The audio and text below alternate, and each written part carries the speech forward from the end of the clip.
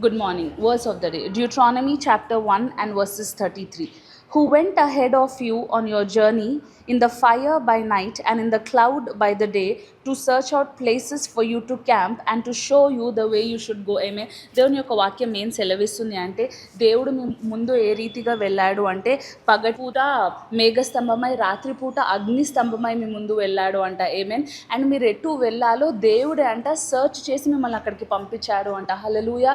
What an amazing scripture కదండి. And today I want to tell you and I want to encourage you. మీరు ఎటైతే వెళ్ళాలి అని అనుకుంటున్నారో అవి మీ ప్రణాళికలు కాదు, కానీ దేవుడే ముందుగా వెళ్ళి మీ కొరకు ఆల్రెడీ చూసి దేవుడు మీ కొరకు వేని సిద్ధపరుస్తున్నాడు అంట.